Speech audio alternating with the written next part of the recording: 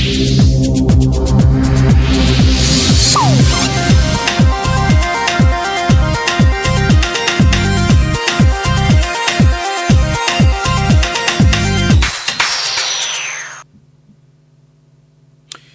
tous, bienvenue, mesdames, messieurs. Établissement de la liste électorale, sujet à controverse et quelquefois source de tension sur nos tropiques, le régime du Bénin révélé a opté en 2017 pour la conduite de la dite opération par une structure technique, l'ANIP, l'Agence nationale d'identification des personnes. Quelques scènes de désapprobation et plus rien en son temps. Mais à quelques mois des prochaines joutes électorales, la préoccupation refaire surface. Certains acteurs de l'opposition protestent, considérant l'ANIP comme un bras opérationnel de l'exécutif. Confession de la liste électorale par l'ANIP. La crédibilité des législatives de 2023 a relativisé. C'est le thème en débat. Et déjà en notre compagnie, Gildas Agbouton, analyste politique, il est le secrétaire général de la Fondation Potier de la République.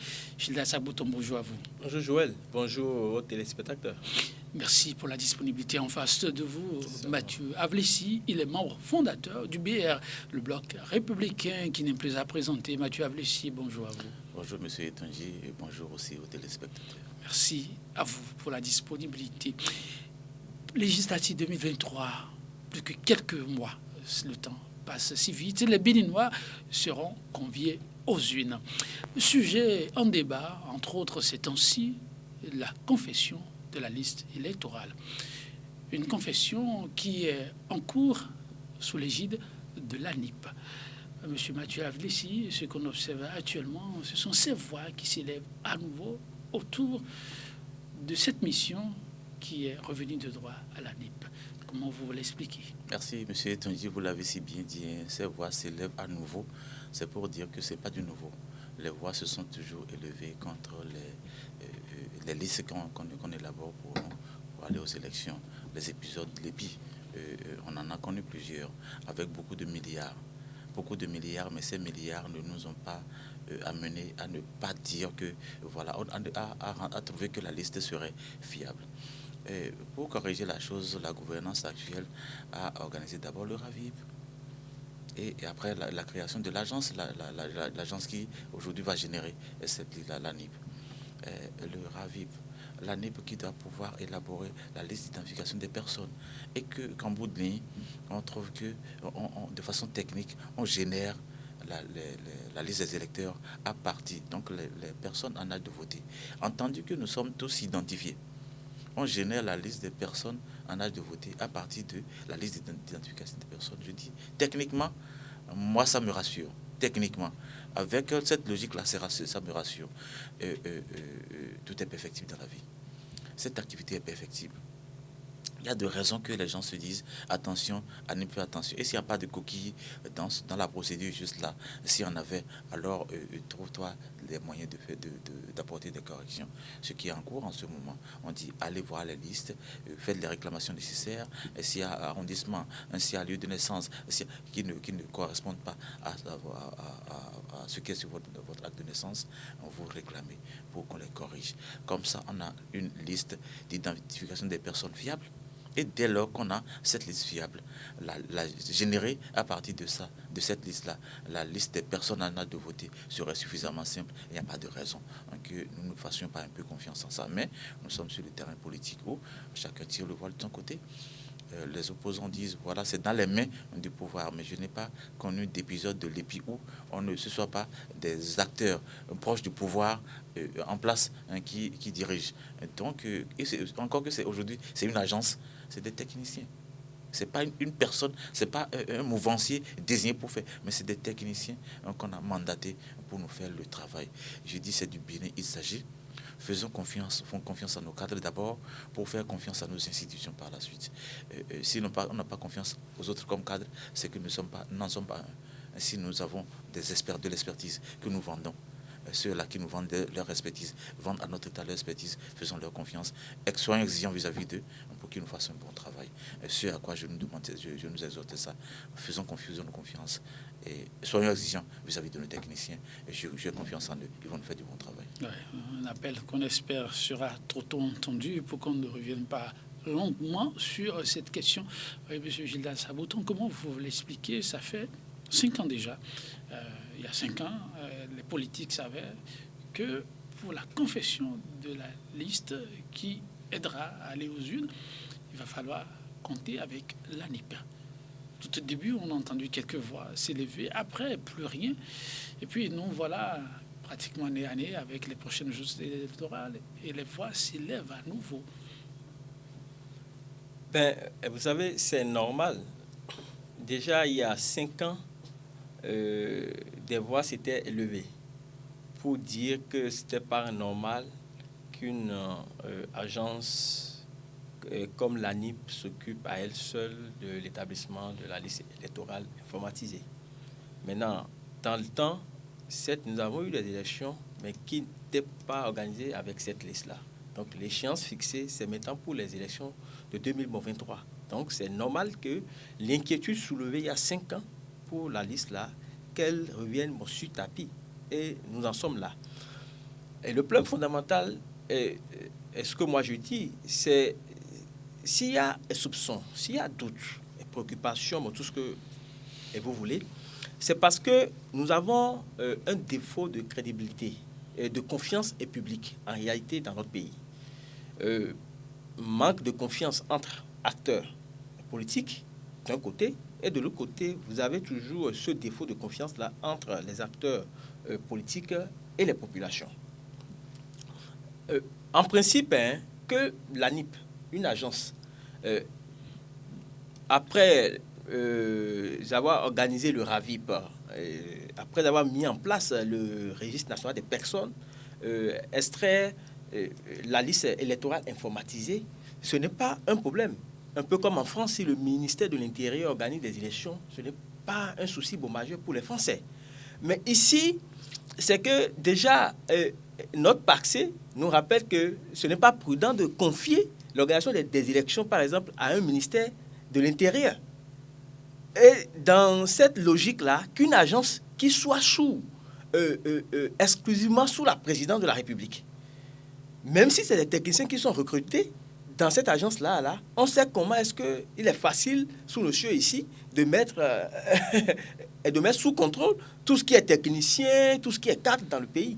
Donc, une agence qui soit sous la présidence de la République est à elle seule tous les leviers pour mettre en place une liste électorale.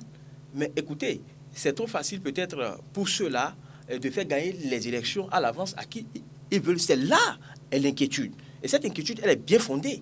Donc, c'est à ceux qui sont là aujourd'hui de donner la preuve, de montrer qu'ils sont de bonne foi et d'accéder à certaines revendications pour voir dans quelle mesure, aussi bien que ceux de la mouvance et de l'opposition, on pu s'assurer de ce que la liste qui est confectionnée, c'est une liste avec toutes les garanties de permettre aux deux camps d'aller aux élections sur la même base.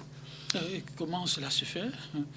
Non, déjà, vous voyez, l'inquiétude est davantage légitime lorsque, par exemple, vous avez la Sénat qui a en son sein 2 organes, le Conseil électoral et la Direction générale des élections. Donc, le Conseil électoral, on sait que tout ce qui va se faire, l'organisation, c'est sous sa supervision. Mais au sein de cet organe, par exemple, vous n'avez que des gens d'un même camp. Or, quand vous prenez, par exemple, l'article 20 du Code électoral qui parle d'un représentant minorité, et pour la minorité parlementaire, d'un représentant pour la majorité parlementaire, d'un représentant du chef de l'État, d'un représentant du chef de file de l'opposition et d'un représentant désigné par les magistrats, vous verrez déjà que l'esprit de cet article-là, c'est parti de la conception même de la démocratie. C'est-à-dire que dans un même espace, qu'on ait toutes les tendances. Opposition, mouvance. Donc, parlant même de la majorité au niveau de l'Assemblée nationale, c'est que dans un espace comme ça, que toutes les voix possibles dans une république devant être représentées puissent quand même se faire être là. Donc, l'esprit même déjà établit une certaine équité, un certain équilibre entre les différentes forces qui existent. Et partant, doit pouvoir maintenant rassurer, témoigner de la transparence, de la crédibilité du scrutin. Or, il se fait que cet organe, qui est le Conseil électoral, n'a que des gens d'un même bord en son sein. Des gens qui sont appelés, un organe qui est appelé à superviser, par exemple, pour cette liste-là, à qui la liste sera envoyée, qui aura peut-être à manipuler cette liste avec des gens. Donc, c'est déjà, par exemple, des choses auxquelles il faut accéder, même si par ailleurs, il est dit qu'il faut des concertations avec toutes les parties prenantes aux élections. Mais donc, si les gens n'ont pas cette bonne garantie, et qu'au niveau, par exemple, de l'ANIP, lorsque la liste même, elle est faite, avant qu'elle soit envoyée peut-être au Conseil électoral, et que pour l'opposition ne peut pas avoir la possibilité, bien sûr, avec l'aide de l'État, d'avoir des gens pour auditer la liste, pour dire effectivement que tel que la NIP a pu extraire, en tout cas tel que ça a été pour faire et confectionné, des gens désignés par l'opposition, des experts aussi désignés par l'opposition, à même de dire oui, voilà, c'est une liste fiable sur la base de laquelle vous pouvez aller aux élections. Je crois que quand même il y a tout souci. Donc, comme je le dis, dans les propositions que l'opposition aura à faire, ce n'est pas forcément au gouvernement de prendre tout en compte, mais forcément il y aura des propositions éclairées auxquelles il faut donner des solutions. Ne pas le faire, toujours faire la sourde oreille, ça voudrait dire qu'ils sont dans la bonne logique de faire seulement à leur avantage. Et ça peut aussi créer toutes sortes de dommages. Alors, Oui. M. Ablessi, Monsieur Boto, faut-il avoir une oreille attentive à ces petites voix qui s'élèvent petitement pour l'instant? Je crois que ça a existé. Je dis, l'esprit dont M. Aboton nous a gratifié parce qu'il a replanté le décor par rapport à comment est-ce que les organes sont structurés pour rassurer tout le monde. L'esprit demeure. L'esprit demeure seulement que à un moment donné, aujourd'hui aussi on constate qu'il y a du plat. C'est la conséquence de ce que M. Mbouidi, secrétaire général adjoint et porte-parole, a qualifié de conjoncture déplorable de notre démocratie. C'est un peu ça. Moi, je pense que il faudrait qu'on transcende ces choses. Si on a eu des comportements antérieurs et qui nous amènent aujourd'hui à ne pas respecter cet esprit, ce qui est sûr, le Bénin doit avancer. Le Bénin avance avec ceux qui sont là aujourd'hui. On n'a jamais souhaité que cette conjoncture s'installe. Elle est venue, on a géré de cette façon-là. Travaillons à ce qu'à l'avenir, on n'en soit plus là.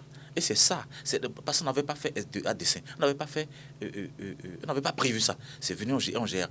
Qu'est-ce qu'on fait aujourd'hui pour que à la prochaine installation de ces différentes structures, on n'en soit pas à dire attention, c'est les deux camps de la mouvance qui ont étoffé donc cette structure-là. Et donc on n'a pas confiance. Des structures dans l'avenir. Dans l'avenir. Maintenant, c'est c'est pourquoi j'ai commencé par dire faisons confiance à nos cadres, faisons-nous confiance. Ça va suffire? Mais sinon, qu'est-ce qu'on va faire d'autre? Dites-moi. Moi, je pose la question. Vous avez à penser à un audit possible. On donne la possibilité à l'opposition d'aller auditer la liste qui sortira finalement, mais un audit indépendant. Si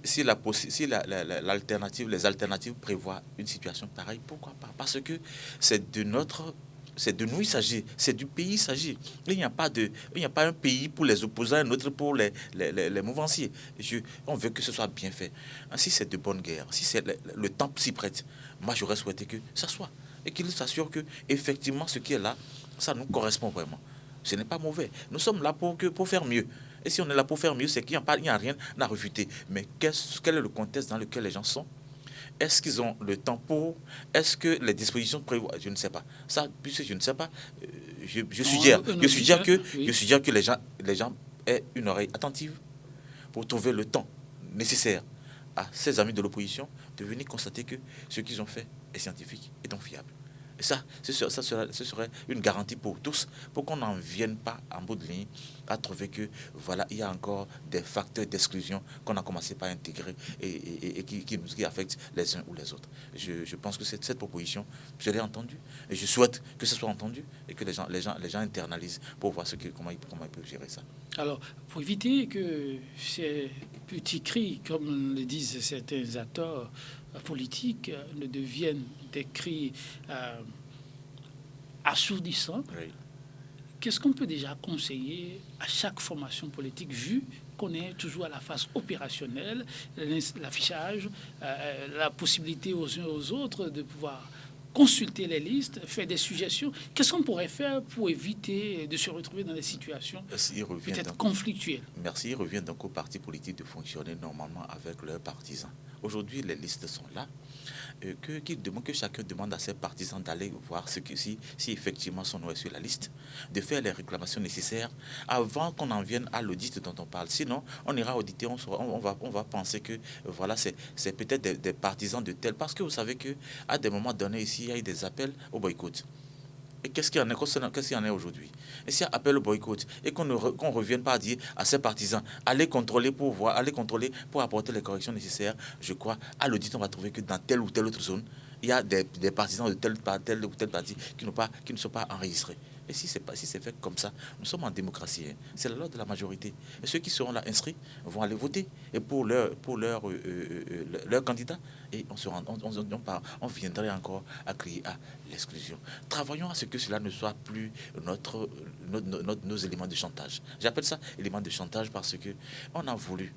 On sait que nous étions dans un système que le président Talon a qualifié de pagaille. Qu'est-ce qu'on fait pour sortir de cette pagaille-là? C'est un peu de ça qu'il s'agit. Si on ne fait pas ça, on a demandé aux gens, n'allez pas au Raviv, n'allez pas assis. Et puis maintenant, on dit, voilà, il y a problème. C'est la pagaille qu'on avait instaurée par le passé et qui risque de nous rattraper.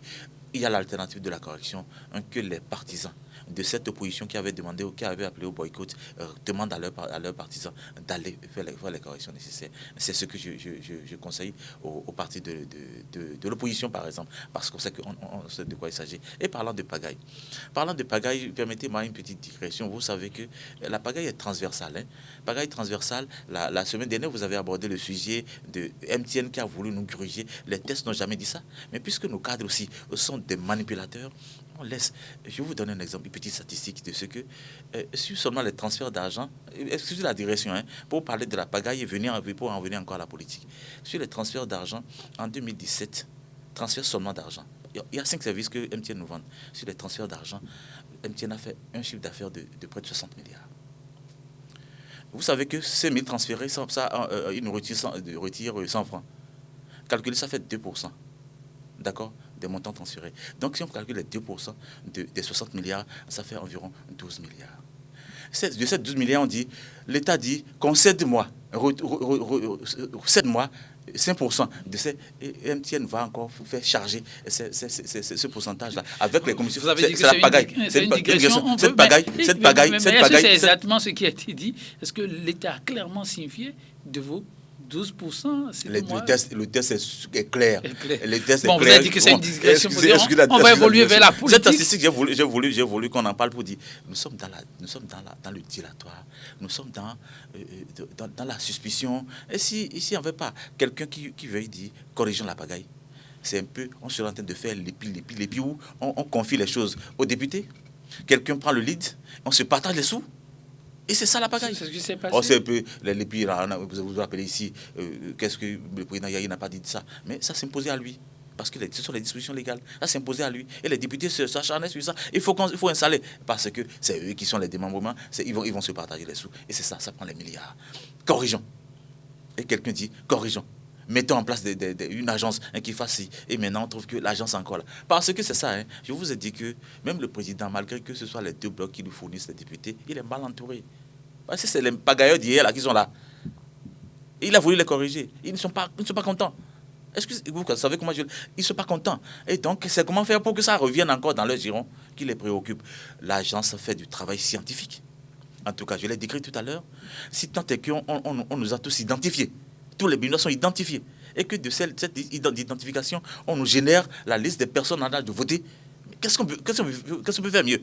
Je veux savoir, qu'est-ce qui nous propose mieux que ça? Comme de façon scientifique, qu'est-ce qui propose mieux? Voilà. Qu'on fasse des propositions. Et à votre vis-à-vis qui a énuméré quelques possibilités, oui, avant qu'on arrive à une situation où on serait tenté peut-être de demander à ce qu'on ait un audit du fichier, qu'est-ce que chaque formation politique peut faire à l'étape actuelle?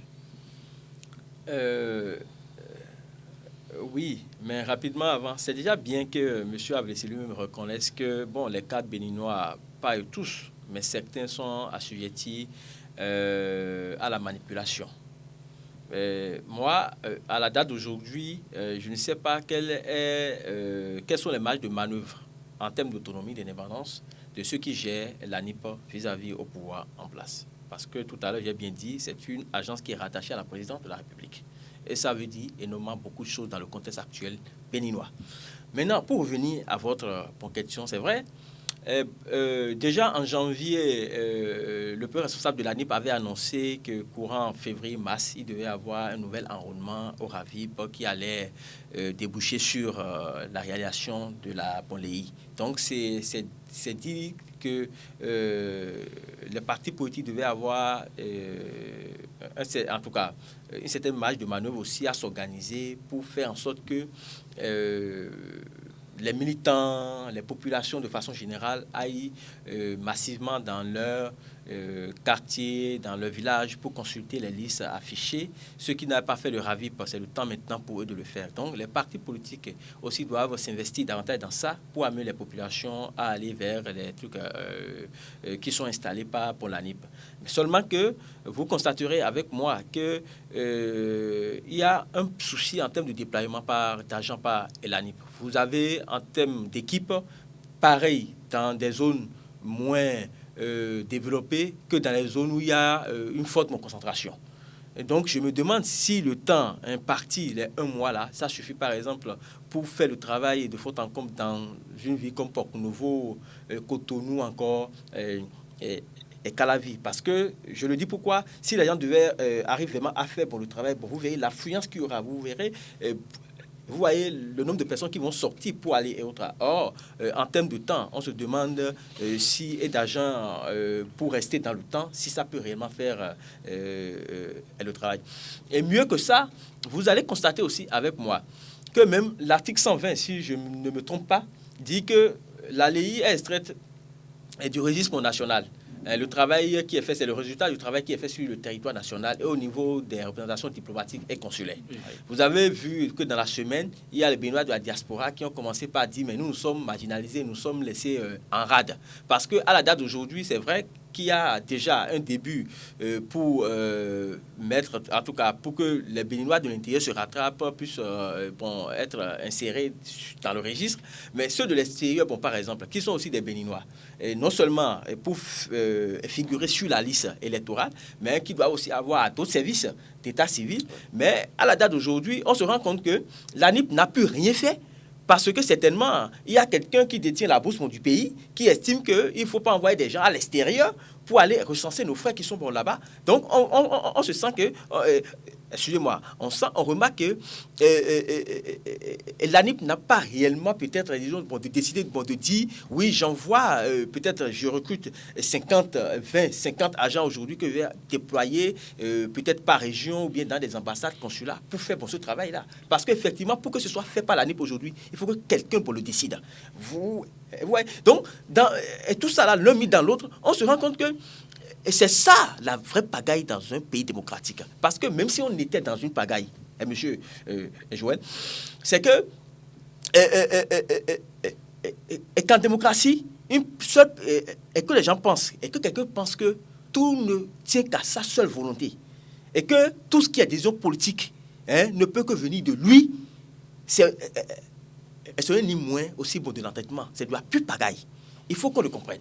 Parce qu'on estime que c'est des droits que nous avons de se faire enregistrer quand on est à l'intérieur qu'à l'extérieur. Maintenant, je dis au-delà, pour les partis politiques, tout ce qui va être sensibilisation, mobilisation, pour faire sortir les gens, il faut aussi, maintenant qu'à cette étape déjà, que le conseil électoral commence par organiser les concertations avec les partis politiques. Déjà, forcément, pour voir est-ce que ces partis politiques, dans le suivi du travail qui est en train d'être fait, est-ce qu'ils ont déjà des remarques, des observations à faire. Quitte maintenant à les reverser à l'ANIP pour voir comment en même temps ajuster et que au moment où l'ANIP sera en train peut-être d'envoyer sa liste à la Sénat, et peut-être là, ça va être si un audit devait être fait, c'est maintenant corroborer et s'assurer que ce qu'on a eu à dire dans le temps, ça a été respecté et que la liste, elle est enfin prête pour être organisée. Donc, moi, je pense que c'est de cette façon il faut faire les choses pour maintenant et qu'on se dise que s'il y a élection, c'est forcément entre plusieurs camps, ce n'est pas les points de vue d'un seul camp qui vont prévaloir. Ce serait très grave et très fatal dans le contexte actuel. Ça, je le dis et j'insiste. Ok, oui, pas mal de suggestions. Oui, On commence par vrai. le dernier point. Il préconise, par exemple, que le conseil électoral ait des rencontres peut-être saisonnières, puisqu'on a encore un peu de temps, et des préoccupations des uns des autres, les reverser au fur et à mesure à l'ANIP pour corriger ce qu'on peut corriger. Oui, merci. Je crois que ça fait une très belle proposition. Ça fait participatif. Parce que, comme je dis, c'est du Bénin, il s'agit. Nous sommes tous acteurs dans le développement du Bénin, que ce soit à mouvance ou opposition. Très belle proposition. Mais est-ce que nos partis politiques sont aussi bien structurés que ça? Comment vous observez? Déjà, les partis de la mouvance sont des partis jeunes. Je suis de la mouvance. Et je sais que nous avons encore un problème de structuration de ces partis, de mon parti. Je ne dis pas que rien n'est fait. Nous sommes en avance sur beaucoup. Mais on a encore un problème de structuration. Alors qu'en est-il des Moël et autres là? Excusez-moi d'appeler ces noms-là qui viennent vraiment de naître et qui sont... Je ne sais pas, je ne suis pas dedans, mais quand on observe de loin, ils ont un problème de structuration. Nous avons tous des problèmes de structuration. Il y a des suggestions comme celles-là qui viennent, ça peut tomber à pic pour chacune des formations. Je pense que je peux compter pour un travail pareil. C'est le PRD, le plus vieux des partis politiques au Bénin en ce moment-là. Le PRD, s'il s'engage. Qui, comme vous, accompagne le pouvoir, mais on sait qu'en termes de récrimination, de grincement de dents, ça vient souvent du côté de l'opposition. Au niveau de l'opposition, vous ne voyez pas de formation qui peut faire vraiment ce travail? Et c'est pourquoi j'ai dit non, j'ai identifié par exemple le PRD pour faire ce travail parce qu'ils ont. Je sais que ils ont du côté de l'opposition. Hein, vous dites, vous insistez, vous dites, vous identifiez le PRD. Le PRD n'est pas de l'opposition. Le PRD n'est pas de l'opposition, comment vous savez? Ah, moi je sais pas, moi j'ai pensé que. Le PRD l'a dit. À moi, je ne suis pas l'actualité. Bon, excusez-moi. Le PRD est de l'opposition. Excusez-moi. Le PRD est de la mouvance. Bon, ça, je vous non, conseille. mais monsieur, si vous nous étonnez là. Non. Ou bien il y a de dernières informations avant que vous n'entrez en studio là. Excusez-moi, excusez. C'est vrai que je vous ai dit, hein, et ne me faites pas dire ce que j'ai dit il y a longtemps. Non, mais le PRD, certes, a déclaré son appartenance à la mouvance. Mais dans son fonctionnement, qu'est-ce que nous observons? J'ai dit, c'est un mouvement qu'il faut avoir à l'œil. Parce que ces calculs sont souvent autres. Excusez-moi, je ne vais pas lui jeter encore la pierre. C'est vous qui m'amenez pas à Non, c'est ce que vous avez sorti de la bouche qui m'a surpris. C'est mon point de vue. Et je dis, c'est pour simplement dire que le PRD, c'est le plus vieux des partis. Un parti totalement bien structuré, qu'il soit donc de l'opposition ou de la mouvance, qu'on l'associe à cette proposition de M. Agboton que je trouve pertinente. Donc, excusez-moi, que le PRD ait déclaré son appartenance à la mouvance, je ne suis pas contre. C'est tant mieux pour la gouvernance du Bénin.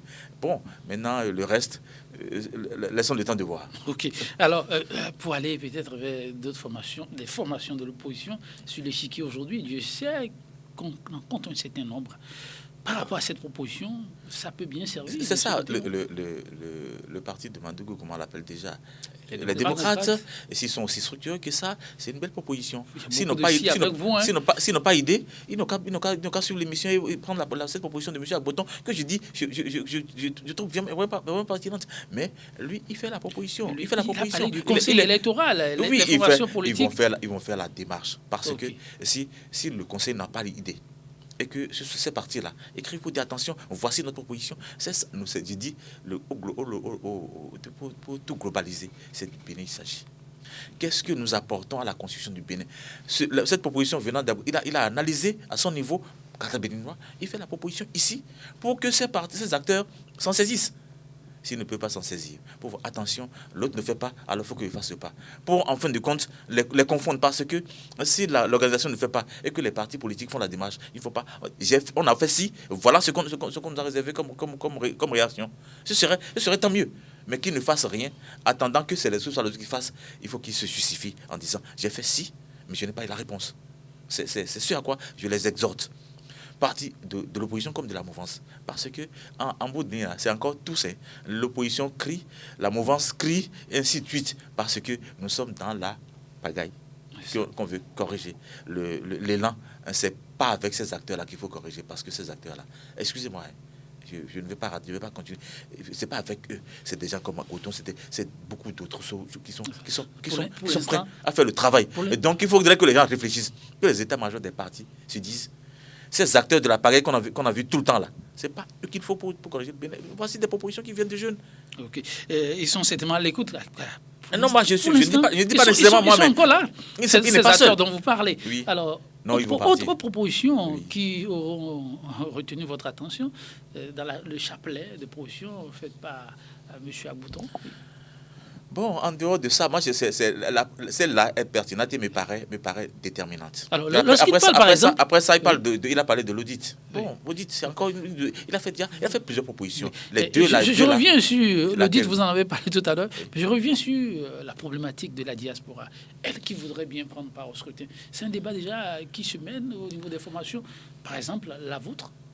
Oh oui, je sais que la semaine dernière seulement, mon SAP m'a appelé pour que j'accompagne certaines choses. Ce n'est pas ici, je vais parler de ça. On a échangé, il y a des perspectives pour la diaspora par rapport à tout ça, parce que c'est de leur pays, il n'y a pas de raison qu'on les exclue de la désignation des représentants du pays, des représentants des populations au Bénin. Parce que c'est eux qui vont prendre les décisions, qui vont légiférer en lieu et place de nous.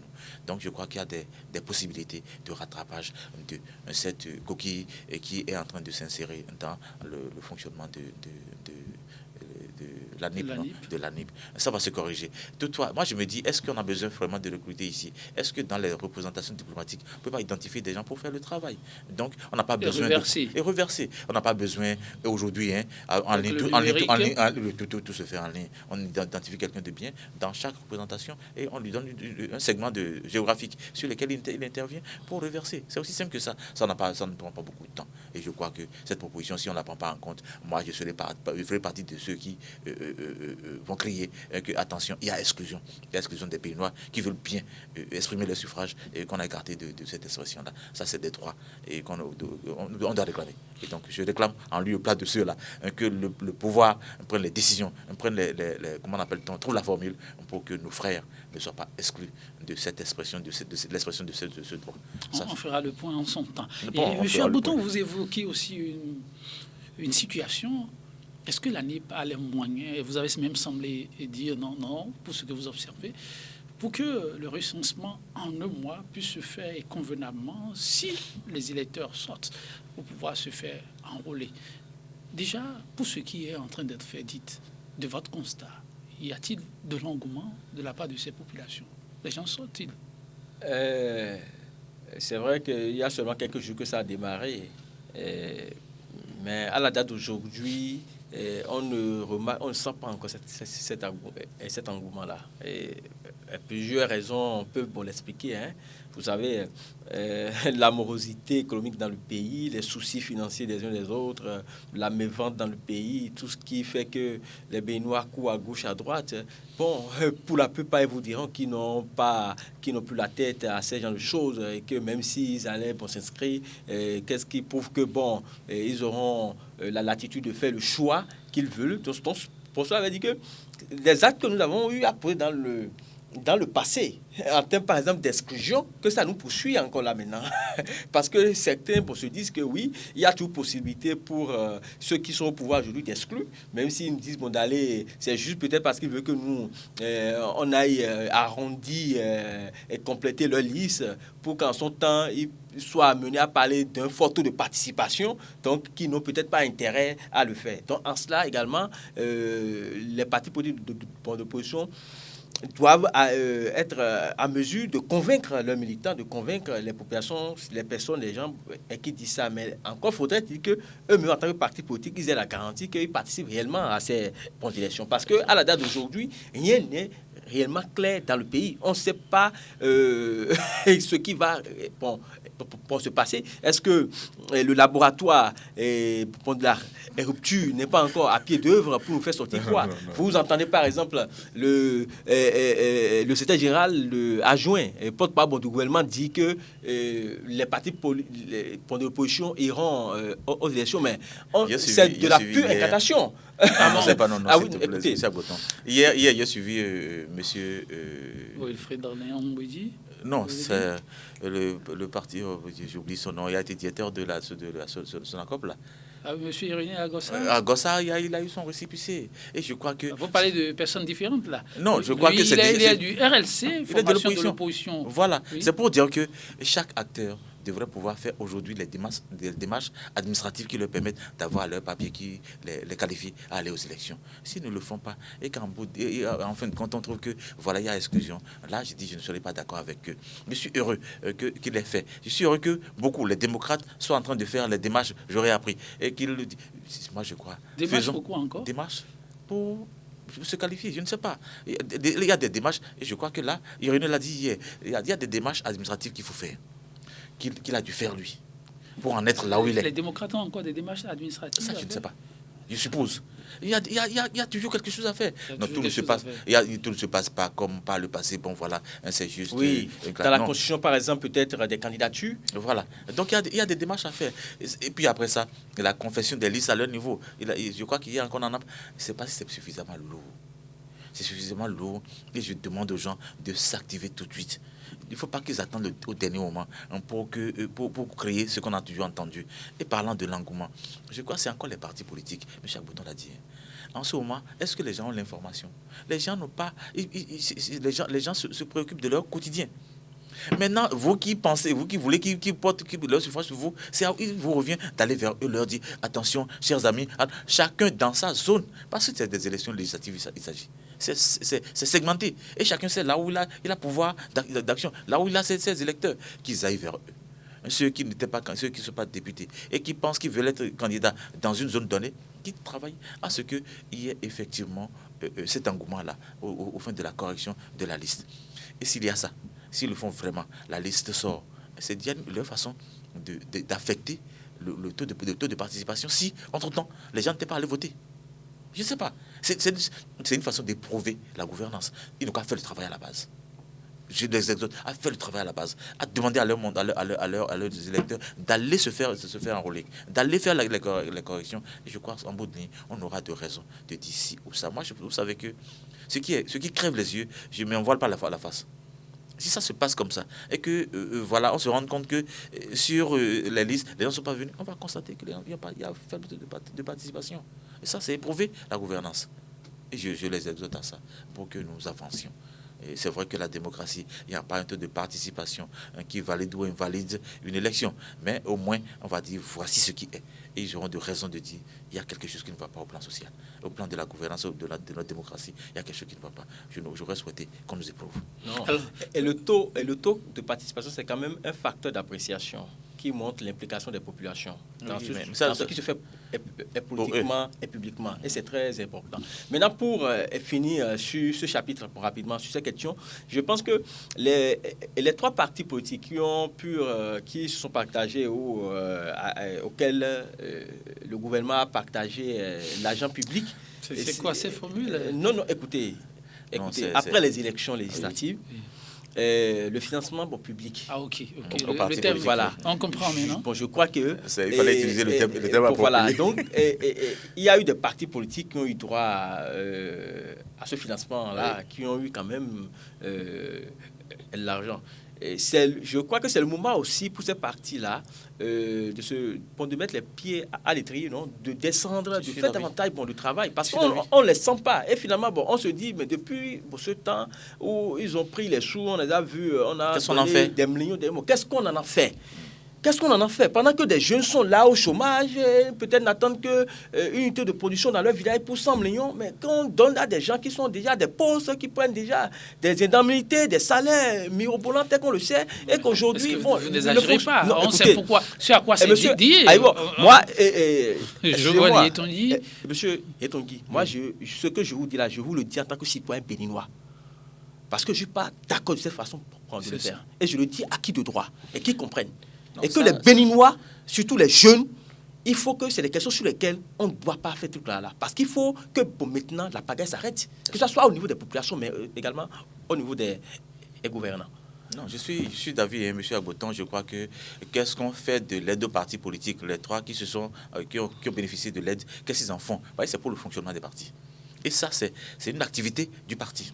Qu'est-ce qu'ils en font? Recruter des jeunes de vos partis et envoyer-les sur le terrain pour le travail. Sensibiliser les populations pour aller se faire enrôler. Ça aussi, c'est du travail. Ça demande de l'argent. Ça fait un emploi saisonnier pour quelques jeunes de quartier qui sont partisans et qui vont être, attention, mon parti m'a envoyé faire ci. Qu'est-ce qu'on fait de l'argent? On ne sait pas. Nous voici comme opposition. Les milliards, là, qu'est-ce qu'on en fait? C'est les loyers qu'on paye avec, l'électricité qu'on paye avec, les salaires qu'on se donne? Non, ce n'est pas de ça qu'il s'agit. Je suis d'avis. Moi, je crois que autour du financement de ces formations politiques, oui. On y reviendra, pourquoi pas. Alors, une liste électorale suppose une compétition. Compétition, cela signifie des formations politiques en lice. Oui. À la date d'aujourd'hui et au regard des pas que chacun pose, est-ce que vous entrevoyez une compétition à la hauteur des attentes? Compétition, il y aura. Compétition, il y aura, et je crois que sur d'autres plateaux avec M. Agboton, j'ai suivi avec un représentant jeune des démocrates et qui dit voilà, ils vont aux élections et qu'ils vont avoir la majorité. Ça veut dire que les gens sont en train de travailler. Je suppose qu'ils sont en train de travailler à la base pour que cela soit. Qui va dire non à ça?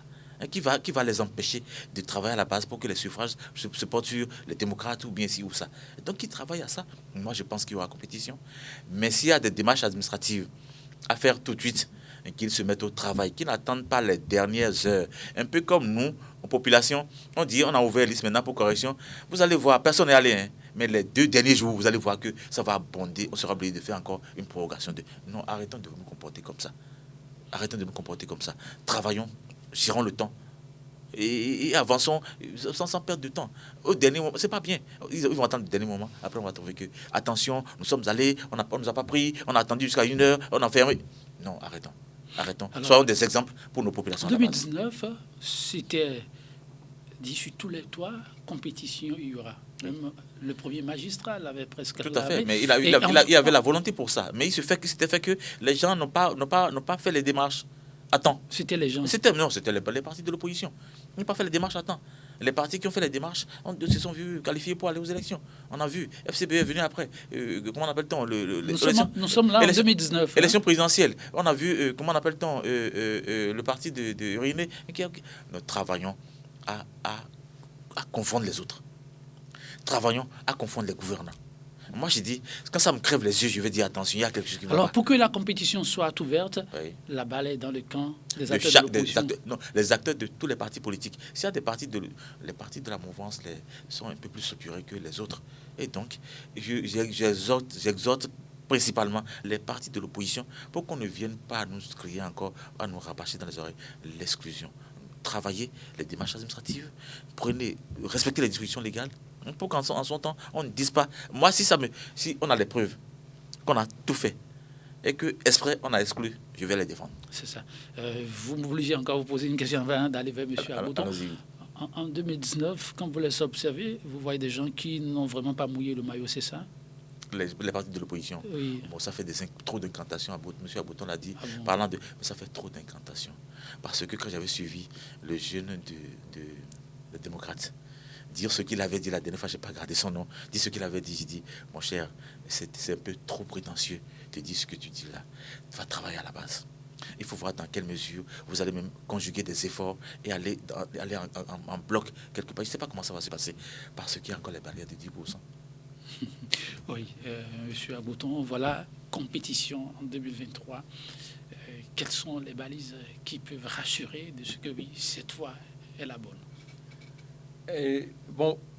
Quand on se réfère à 2019, déjà, nous, sur le plateau, on a déploré le fait que quand on prend le conseil électoral, c'est un seul camp. J'ai parlé il faut mettre en place, il faut qu'il y ait, c'est-à-dire des garanties pour qu'il y ait l'équité électorale. C'est par exemple cette équité électorale qui va nous empêcher d'arriver à des expressions du genre faute mineure, comme on en a vu en 2019. Parce que quand quelqu'un voudra des fautes mineures, si le camp contre lequel c'est en train d'être allé est aussi bon représenté, il peut dire non. Et le débat va se faire déjà à l'interne pour assouplir pour les positions. C'est déjà de cela il est question. Maintenant, quand on parle de compétition, c'est que la compétition, il peut y avoir plusieurs sortes de compétition. Si la compétition n'est pas ouverte, c'est pas facile. Oui, c'est la terminologie. Voilà. Donc, si la compétition n'est pas ouverte, ce n'est pas facile à ceux qui sont un peu dans une position de faiblesse de participer. Nous sommes sur le terrain purement politique. Et vous savez, tout est stratégie. Et chaque camp qui déploie ses stratégies, l'autre camp également a des gens en face qui analysent et qui étudie, réfléchit et peut dégager des conclusions à partir de là. Et c'est en cela, par exemple, que même à l'heure où on est, à un moment donné, même avant 2023, que des gens arrivent à dire non, que pour les élections de 2023, il s'agira peut-être d'une exclusion pas totale, mais peut-être relative. C'est-à-dire qu'on permettra à certains partis politiques dont on sait que, bon, de par leur force, de par leur taille, ils ne sont pas en mesure de faire grand bruit, de damer les pions à la mouvance. À ces partis politiques, bon, on peut dire, on vous tolère, on vous permet d'aller aux élections. Dans le même temps, par contre, des partis où on sait que ces partis déjà, de par ce qu'ils représentent, de par l'envie des populations, à prendre la revanche sur des gens qui se connaissent eux-mêmes et qui savent que si peut-être ils laissent faire, ça leur fera mal et qu'ils ne pourront rien faire, d'accord, décideront peut-être d'empêcher ces partis politiques auxquels je fais allusion, c'est-à-dire qui ont vraiment des moyens et qui sont vraiment qui sont représentatifs de damer l'appui à ce donc c'est tout ça là. Donc on attend et on analyse, on voit. Vous voyez déjà même qu'il y a des voix au sein de l'opposition qui demandent déjà même des observateurs externes qui disent que qui conseillent déjà, recommandent à l'opposition déjà de boycotter les élections de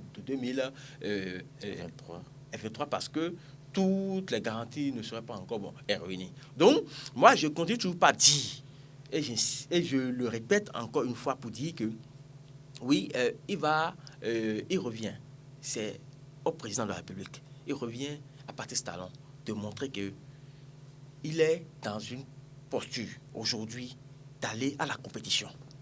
Et que être compétiteur né là, ce n'est pas seulement sur les lèvres que ça va se dire. Et si on a pu faire la compétition pour gagner une élection présidentielle, c'est aussi le moment, quand on a fait des erreurs, de se laisser et d'être confronté à d'autres réalités pour voir si on a toute la force pour être mon compétiteur né. C'est de cela il est question. Ça, moi, directement, j'interpelle le chef de l'État et je lui envoie pour ce message-là, qu'il laisse faire la compétition. D'accord? Et en son temps, on aura affaire à tirer pour toutes les conclusions. Je pense que la compétition n'a jamais été bloquée exprès. Et prenons encore l'expression de M. Oumbéji, on dit que c'était juste une conjoncture. M. Oumbéji Léandre. Ah, d'accord. M. Oumbéji Léandre, c'est une conjoncture déplorable, qui était conjoncturelle. Et on n'aurait pas souhaité ça. C'est pourquoi j'appelle et je continue d'appeler chaque acteur politique à travailler, à respecter les démarches administratives, à faire tout ce qu'il doit pouvoir faire pour qu'il y ait compétition. Parce que si ne pas faire ça, c'est prêter flanc encore à cette terminologie de ce que, oui, on a exclu, on a mis les gens, on n'a pas ouvert la compétition. La compétition est toujours restée ouverte. Travaillons à nous insérer dans le schéma formel qui nous permettent de compétir et de prendre nécessairement et de prendre régulièrement ce qui nous revient de droit. Si tant est que le pouvoir actuel a mal fait, si tant est que le pouvoir a mal fonctionné et que des gens sont là, prêts à le ravir, qu'il fonctionne bien et qui viennent prendre, c'est des Béninois aussi, qui peut-être avaient géré et qui ne gèrent pas maintenant, qui veulent encore revenir gérer. C'est ça la démocratie et l'alternance au Bénin. Ça n'a jamais été un secret. Donc il y a toujours eu alternance depuis 90 et il y a toujours eu alternance et j'espère que c'est eux qui viendront prochainement. Moi, je pense que le président Talon ne fera rien pour qu'il n'y ait pas alternance, ne fera rien pour qu'il n'y ait pas compétition. Et donc, que les gens travaillent à participer à la compétition. C'est 2019, ce que les Béninois n'oublieront pas de sitôt, même la communauté internationale, c'est cette assemblée qualifiée de monocolore. Oui. 2023, voyez-vous l'assemblée avec ce même qualificatif ou ça pourrait changer? Quelles sont les marges de manœuvre? C'est qu'on veut que ça change, c'est pourquoi j'en appelle à tous les acteurs politiques, particulièrement les acteurs de la mouvance, à travailler, à respecter à faire les démarches administratives qui leur permettraient de participer. Vous avez dit mouvance, hein? De l'opposition. De l'opposition. Les acteurs de l'opposition. Excusez-moi si j'avais dit mouvance. À participer régulièrement, pour qu'il y ait compétition. Nous voulons la compétition, nous avons toujours voulu la compétition. Mais on ne veut plus des situations conjoncturelles qui amèneraient les gens à dire assemblée monocolore bien, qu'il y a des gens de moindre mots, de moindre, je ne sais pas, de calibre et qu'on a dû laisser venir parce que les autres sont de calibre élevé. Si on les laisse avoir, non, je crois que si quelqu'un fait bien cette démarche, il sera autorisé, il va aller aux élections, il va avoir les députés qu'il va avoir, le reste, on va gérer. Oui, vous l'avez suivi. Monsieur Avlessi a sorti 2 mots qui reviennent. C'est de l'exclusion ou qu'on permette à des formations de moindre taille de pouvoir passer les filtres. Est-ce que ces allégations tiennent dans le débat qui s'annonce avec les efforts faits? Je le disais aussi tout à l'heure, quand je parlais des partis politiques qui peuvent arriver à damer facilement le pignon peut-être aux forces de la mouvance. Je suis en partie d'accord aussi avec monsieur Avlessi. Il revient aussi aux forces de l'opposition de s'organiser. C'est très important parce qu'on ne sera pas seulement là à jeter la pierre à l'autre. Seulement que moi, je suis convaincu que sur le plan institutionnel, beaucoup de choses vont dépendre de Patrice Talon. Maintenant, sur le plan politique, comme on est en train de le dire et comme je l'ai dit tantôt, que les partis politiques d'opposition doivent pouvoir s'organiser, on va se retrouver dans un contexte de rapport de force. Et je dis que dans ce schéma, avec les réalités qui sont les nôtres aujourd'hui au Bénin, et vous ne lancez pas des signaux forts à votre adversaire politique pour lui montrer que peut-être tout le temps, il ne sera pas le seul fort et qu'à un moment donné, vous avez les moyens d'agir pour l'affaiblir, c'est qu'il va peut-être toujours penser, il va tout rester dans sa logique.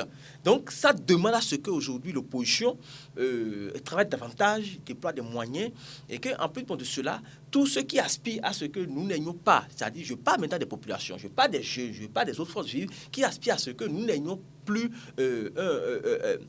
un parlement monocolore, ce qui ne nous honore d'ailleurs pas, travaille maintenant pour montrer que non, et que ça peut et que ça ne devrait plus maintenant se reproduire au Bénin. Je crois que c'est à travers des signaux également à ceux qui nous gouvernent aujourd'hui, qui comprendront qu'on a tous intérêt à aller dans une compétition dans de bonnes ambiances, tel que cela a toujours été bon dans le pays, et que vraiment que le plus fort gagne.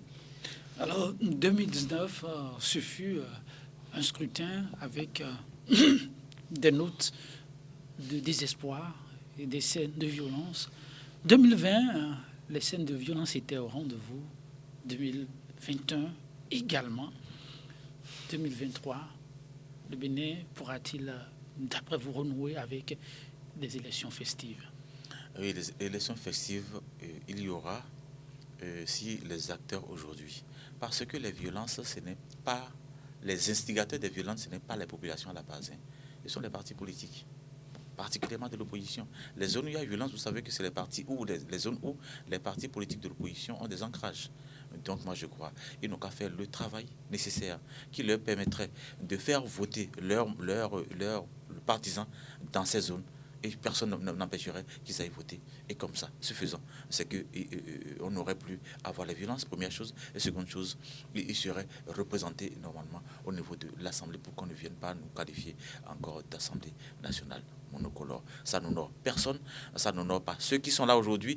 On a dû faire avec, et on ne voudrait pas continuer à fonctionner avec cette étiquette. Donc, c'est à eux de faire le travail pour que l'étiquette ne nous colle pas davantage. Alors, pour éviter la violence, l'opposition devra travailler à aller aux élections, travailler à respecter les dispositions administratives pour être qualifié pour aller aux élections. Alors, une élection apaisée, cela dépendra essentiellement de l'opposition, c'est bien ça?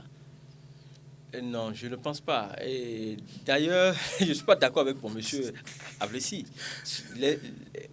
Les endroits, les lieux où on a connu les violences, avec les consultations ont passé là, ce n'est pas seulement là où l'opposition a des ancrages tels que monsieur Ablessi est en train de le dire. En 2019, c'est à Cotonou qu'il y a eu des violences, essentiellement. On se rappelle encore de tout ce qui s'est passé à Cagnon, qui était transformé carrément en champ de tir et autres pour des gens. Donc, c'est d'abord à Cotonou, on a connu cela. En 2020, bon, parce qu'il y avait eu une relative exclusion, il y a des gens de l'opposition qui ont participé. Il y avait pas, bon, on était quand même dans une relative alchimie. En 2020, ça a été... 2021, vous voulez dire? 2021. Excusez-moi, ça a été une exclusion totale. Et là, à travers tout le pays, il y a eu, même si des violences étaient plus concentrées dans des zones données. Alors cette fois-ci, il faut clairement le dire. Et marquer une première fois, une deuxième fois, une troisième fois, c'est un cycle. Si nous prenons le risque de poser des actes qui nous amènent à des violences, je ne suis pas sûr que le Bénin s'en sortira. Parce que le contexte n'est plus pour le même. J'en veux pour preuve, où je fais le rappel ici, déjà avec les attaques terroristes auxquelles on est confronté dans le pays. Donc, nous avons intérêt à tout faire, à faire en sorte que ce soit des élections festives, des élections auxquelles tout le monde doit pouvoir participer, pour qu'il n'y ait pas de mécontentement qui nous amènent à gérer ce qu'on a eu à gérer avec les gens par le passé. C'est-à-dire que c'est important, si nous ne voulons pas que maintenant que le Ouattara s'installe réellement au Bénin, on doit tout faire pour éviter tout acte qui montrerait que, à un camp seul, des gens voudraient encore contrôler le Parlement. Et dans ce sens-là, ils posent des actes pour exclure ou pour frauder ou pour voler les élections à des gens qui auraient gagné. Donc il faut que tout soit dans la transparence, dans la clarté et que le meilleur gagne. Maintenant, on peut s'asseoir après et voir dans quelle mesure, puisque le Bénin nous appartient à tous, on gère. Si quelqu'un a des actions de développement à poser pour le développement de notre pays, qu'on l'encourage et qu'on soit tous derrière lui pour qu'il aille au terme de son mandat avec ces actions. Étant donné que c'est des actions qui ne visent pas des populations seulement du Sud ou de l'Est, mais que c'est un PAG qui est fait et qui concerne tout le pays et qui prend en compte pratiquement tous les secteurs. Donc je pense que c'est dans cette logique-là nous devons rester pour que, avec les élections de 2023, tout le monde prend tout son compte et que le Bénin maintenant amorce une nouvelle phase d'apaisement donc de son développement. Et de son développement. Alors, monsieur Ablessi, on est pratiquement à la fin. Ça va être votre mot pour conclure. Les élections de 2023 seront festives. Comme d'habitude. Comme d'habitude, monsieur. Comme d'habitude, non, le Bénin. 2019, ça a été festif. Les élections au Bénin ont été toujours... 2020, festif. Bon, 2020, ça, c'est des exceptions. Vous m'obligez encore à vous poser des questions. Non, c'est des situations conjoncturelles. Okay. Ça, c'est la conjoncture, on a géré la conjoncture. On ne veut plus que les élections de 2023 soient conjoncturelles. Okay. C'est pourquoi dire les élections étaient toujours festives. Okay. D'accord. Excluez les conjonctures. Et donc, je crois, mes invitations continuent d'aller en direction des leaders des partis politiques de l'opposition qui travaillent à ce que nous ne connaissions plus, ce qu'on a connu dans les élections passées. Je veux des élections festives, le pouvoir veut des élections festives et travaillons pour que cela soit. Merci, travaillons pour que cela soit. Vous ajoutez? Je suis d'accord que pour ces élections, il faut vraiment une mobilisation générale dans tout le pays, et dans une ambiance festive, et que la démocratie soit célébrée au soir des élections du 8 janvier 2023. Travaillons et que la démocratie soit une fois encore célébrée. Ce sont les conjonctions de ces mots de nos invités du jour qui mettront un thème définitivement à cette émission. Merci pour la disponibilité et à très bientôt.